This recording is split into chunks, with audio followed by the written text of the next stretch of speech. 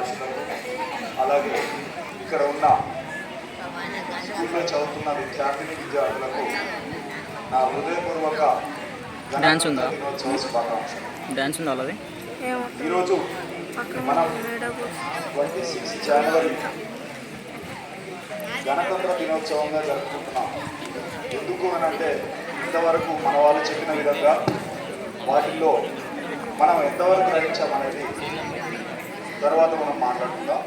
దీని విషయానికి వస్తే మనం ఇక్కడ నేను కొన్ని విషయాల గురించి ఇక్కడ మాట్లాడడానికి వచ్చాను.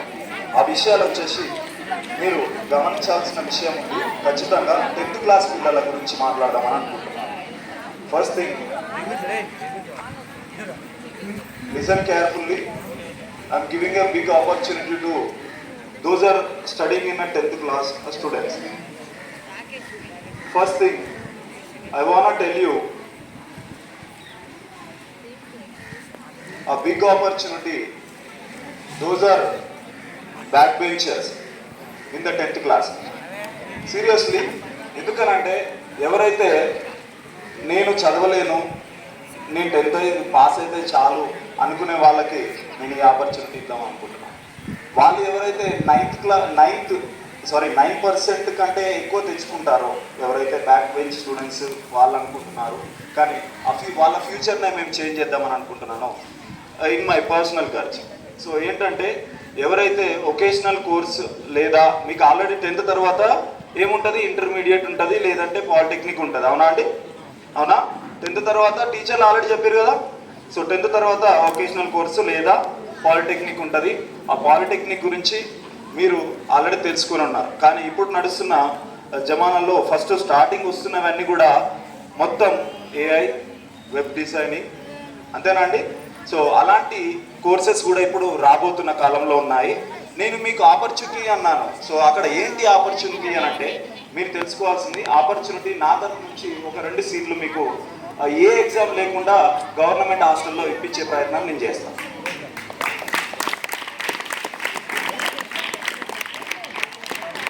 అంటే మరి ఎక్కడి నుంచి వస్తుందంటే నాకు వస్తుంది, నేను ఒక ప్రయత్నం అయితే చేసిన. సో ఎవరైతే 10th క్లాస్ చదువుతున్నారో అది అమ్మాయిలే కానీ అబ్బాయిలే కానీ, మరి ఎక్కువ మంది 9% తెచ్చుకుంటే 9 పాయింట్ తెచ్చుకుంటే no problem, I try for it, no problem. మీరు ఒక 10 మెంబర్స్ తెచ్చుకుంటారా, లేకపోతే క్లాస్ మొత్తం ఎంతమందో నాకైతే తెలియదు, కానీ స్ట్రెంత్ ఎంత సార్? 33 మంది తెచ్చుకోరి. వేరే స్కూళ్ళకి పోతాం, వేరే డిస్ట్రిక్ట్లలో పోతాం, ట్రై చేస్తాం. We'll hardly work for getting seats from social welfare. ఓకేనా? అర్థమైందా? సో నేను ఇంకా కొంచెం ఈ 33 డిస్ట్రిక్ట్లలో ఎన్నైతే సోషల్ వెల్ఫేర్ ఉన్నాయో వాటిల్లో మేము ఇంకా సీట్లు తీసుకురావడానికి ట్రై చేస్తాము. అది కూడా వితౌట్ ఎగ్జామ్. ఇది పాసిబిలిటీ అవుతుందా అంటే 100% అవుతుందండి. సో అవి పర్సనల్ ఖర్చు ఉంటాయి, చేస్తారు. అండ్ ఇది ఫస్ట్ పాయింట్ అండి. Second point, little taking time, ఏమనుకోవద్దు, నేను తీసుకుంటా, బట్ మీకోసమే. నేను వేరే ఇంకేమి పర్సనల్గా మిమ్మల్ని నేను ఇబ్బంది పెట్టాలనుకోవట్లేదు. అండ్ సెకండ్ థింగ్, ఇక్కడ మీరు ఎవరైతే చదువుకుంటున్నారో పిల్లలు కొంచెం డిసిప్లిన్ మెయింటైన్ చేస్తే కూడా ఆ 9% తెచ్చుకోకుండా మేము ఆ సీట్ ఇప్పిస్తాం. ఖచ్చితంగా డిసిప్లిన్ ఖచ్చితంగా ఉండాలి. సో ఈ డిసిప్లిన్ అంటే సార్ ముందల అది సార్ నమస్తే అని చెప్పేసి సార్ని వెనకకు పోయినాక తిట్టుకోవడం కాదు. మేము అన్ని గమనిస్తూనే ఉంటాం. ప్రతి ఒక్కరి మీద మా ఆయి ఉంటుంది. మీరు ఎలాంటి చిన్న పంచాయతీలు అలాంటివి చేసుకోవద్దండి. ఓకేనా? ఎస్పెషల్లీ 9th 10th వాళ్ళకే చెప్తున్నాను నేను. ఓకే. సో మేము ఈ ఇయర్ నుంచే మేము ఇక్కడ స్కూల్లో ఇలాంటి అనౌన్స్మెంట్ చేయట్లేదు, ప్రతి ఇయర్ చేస్తున్నాము. సో ఇది సీసీ రోడ్డు పోసిన తర్వాత మీరు ఆల్రెడీ చూసిర్రు, ఇది మేము మన్ను పోయించాము. ఇది మా ఒక్కరి అంటే నేను ఒక్కరినే చేసినది కాదు, మీరు అది గమనించాలి. నేను ఒక్కరినే చేసింది కాదు, నాలాంటి యువత. నేను mainly I want to announce 2 members which is already karate master, so mister Shivaji, and another బడి నాగరాజు గారు, అండ్ సో మెంబర్స్, ఒక టీమ్ మెంబర్స్ అందరం కలిసి ఇలా కొంతవరకు ఏదో మాకు తోచినంత వరకు మేము ఏదో డెవలప్ చేయడం కోసం మా సొంత ఖర్చులతోటి అరౌండ్ అట్ కాస్ట్ ఆఫ్ 20,000 మేము ఇక్కడ ఇన్వెస్ట్ చేసినాం.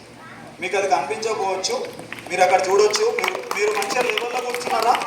ఇంతకుముందు కొంచెం మన్ను లేకుండే, నీట్గా లేకుండే, బట్ స్టిల్ ఇప్పుడైతే కొంతవరకు నీట్గా ఉందా? ఇంకా మంచిగా చేస్తామండి, మేము ఖచ్చితంగా చేస్తాం. మిమ్మల్ని ముందుకు తీసుకుపోవడం మా బాధ్యత. చదువు విషయంలో కానీ, కల్చరల్ యాక్టివిటీ విషయంలో కానీ ప్రతి ఒక్క దాంట్లో మేము ముందుకు తీసుకుపోవడానికి ట్రై చేస్తాం.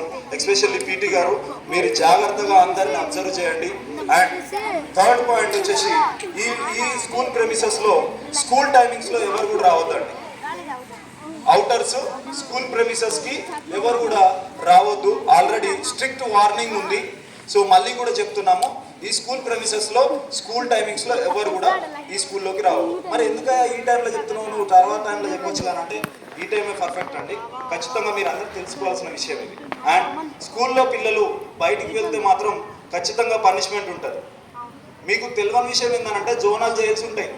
మీరు మీ 10th క్లాస్ పిల్లలకు చెప్పట్లేను, బయట వాళ్ళకు అండర్ 18 వాళ్ళకి చెప్తున్నా, ఎవరైతే స్కూల్ టైమింగ్స్లో వస్తే జోనల్ జైల్లోకి డైరెక్ట్ పంపే అవకాశం కూడా ఉంటుంది. సో కైండ్లీ దీన్ని అబ్జర్వ్ చేస్తూ మీరందరూ జాగ్రత్త పాటిస్తారని అండ్ మీరు మంచిగా చదువుకొని మంచి మార్కులు తెచ్చుకుంటారని నా మనస్ఫూర్తిగా ఆశిస్తున్నాను. Thanks for this great opportunity to me. Thank you. That was indeed an excellent speech by Shyam garu. Give him a big hand. Now I would like to invite